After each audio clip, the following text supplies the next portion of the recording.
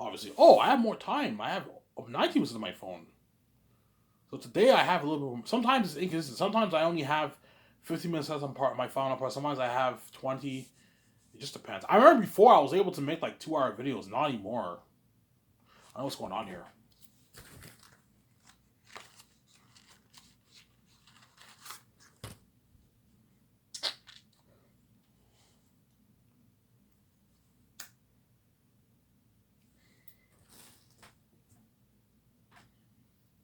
So let's say I choose Peter. I talk about Peter more. Let's say I choose Peter Jackson over Mel. Don't hate Mel Gibson, I'm saying. I'll have his wife Fran come on board. She's gonna help him with the notes, help my 17 with the business calls, and help me write the script. And I'll have Guillermo del Toro as the assistant director. And I'll have Barry Osborne be the assistant producer. He'll help out my 17 with the calls. Barry Osborne will not help us write the script. He's not a writer. He's gonna help my 17 with the calls, with the business stuff. So as well as Guillermo del Toro has to help him out too. And Fran has to help him out too. And Peter will handle the main things with me because he's the executive producer. Executive producers don't do as much work. They handle the main things of the movie. Sign contracts and the main things. Whereas the assistants do all the dirty work. That's how it works in Hollywood. The assistants do all the dirty work. They don't get as much of the credit, but they do the dirty work. The executive producers don't do as much work. That's how it works. But yet they get most of the credit. That's how it works in Hollywood. Obviously.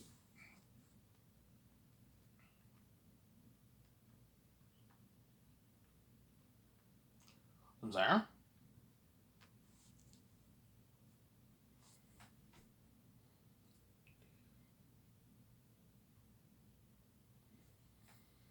Yeah. So Peter, you signed him first to his massive deal. You guys almost won't pay him. Fran, I'll pay her maybe $1 million too for the 4 Years of Zanus, which is like $3 million in New Zealand money. That's good enough paycheck for her. Her money is Peter's money, right? They're husband and wife.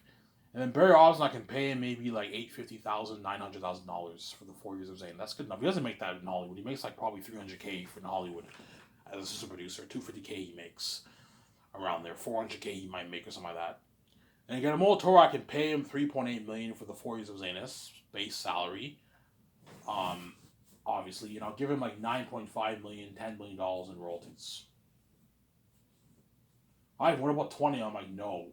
And I was, well, you're getting greedy. Ivan, like, man, I'm big. I'm like, Guillermo del Toro, you're my assistant director. I'm not gonna pay you a $20 million royalty. You're fucking crazy, assistant director. You rip me off.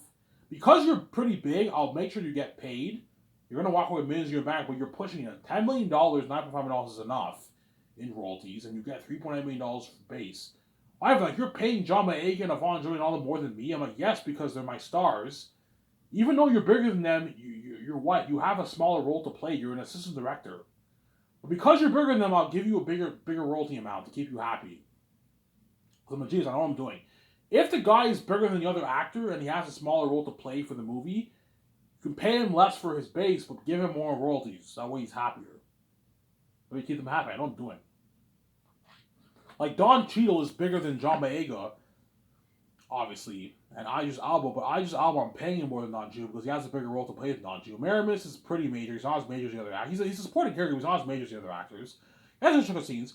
Pay him his 10, but to keep him happy, give him $60 million in royalties.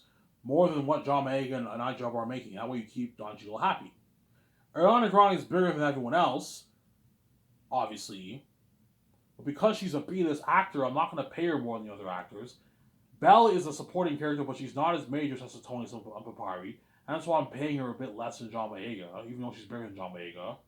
But she's a B-list actor, hence why. But because she's bigger than everyone else, I'll give her a bigger chunk of the royalties. Give her 25 million royalties. Ivan, I'm worth $150 million. Why don't you give me like $60 million in royalties? I'm like, no. Ronnie, you rip me off. I'm not going to give you $60 million in royalties. You're crazy. You're a B-list actor. The reason why I'm not giving her as much in royalties is because she's a B-list actor. I'm judging you based on you as an actor.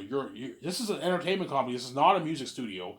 It's an entertainment company. I'm judging you based on your acting career. You're a B-list actor, hence why I'm not going to give you $60 million in royalties. I'll make sure you get paid well. I'll give you the biggest amount of royalties.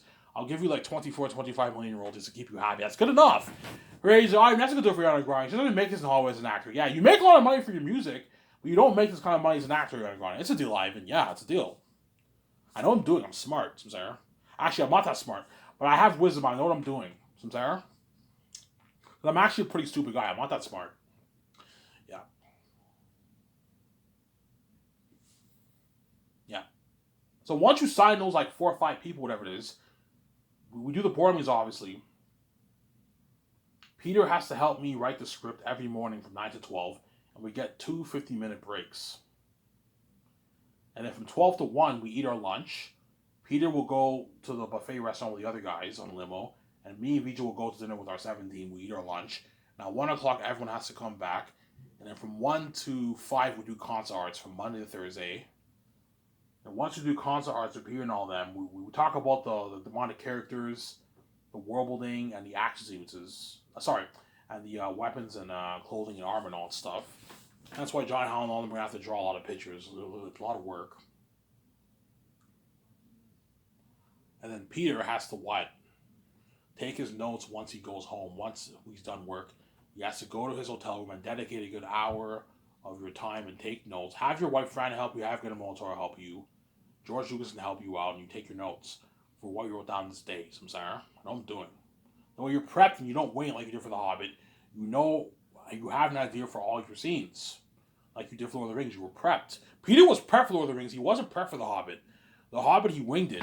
He did a good job for someone who winged it all. The Hobbit movies were pretty good. But you see a clear drop in quality when you watch Lord of the Rings and The Hobbit. The Hobbit is not as good as Lord of the Rings. You can tell there's some scenes that are a bit messy. You can tell Peter his wing had caught up to him. Like Battle of Five Armies was not that great of a movie. Peter's wing had caught up to him. You had Legolas walking on falling rocks like that. Peter's wing had caught up to him. You know what I'm saying? The scene when in Unexpected Journey, when the dwarves are captured by the goblins, obviously Gandalf comes out of nowhere and where did he come from? He comes out of nowhere in the mines. He's like, fight for your lives. Okay, if Gandalf how did he get in there? Like, wouldn't the goblins see him? You know what I'm saying? How did he get in there? It's weird. He was waiting caught up to him. Yeah, The Hobbit was a bit of a mess. The movies were pretty good. They weren't terrible. For someone who winged it, Peter did a good job. That's how you know he's a good director. For someone who winged it, he did a good job. As the movies were not terrible. They're pretty good movies, but they're not as good as Lord of the Rings. So I'm saying technology's better. The world building, the fantasy experience, technology is better than The Hobbit, but Lord of the Rings is a better movie. So I'm saying, yeah.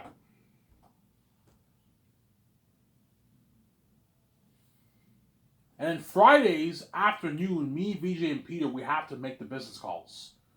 So we're going to have to call the Bürgenstock Hotel. We're going to rent that hotel for... Don't hate me, guys. We're going to rent that... How am I going to come and blow out the water? We're going to rent that hotel for 2 days. For a 2-day all-you-can-drink alcohol party for the entire cast and crew, obviously. And then what? And we're also going to do like a 5-hour red carpet event there. Red carpet can start around maybe 3 and ends at 6. Start at 2, ends at 6. Start at 1 o'clock, ends at 6. And at 7 o'clock, the party starts for the cast and crew. Look at an amazing party. $10.1 million is my deal for the owners and managers at that hotel. Luxury hotel, obviously. Then Peter has to help me with the calls for the cameras. We're going to rent, 12 IMAX cameras. That's enough. Like, Peter is 12 and a half. That's enough. If we rent 20, we're wasting money. 12 IMAX cameras is enough for the movie. The best film IMAX cameras, the best film IMAX cameras you can rent. We also have to get the equipment for the cameras, the drones, sound equipment, obviously. The drones, sound equipment, and what? Light equipment. So I'm gonna call my room, guys.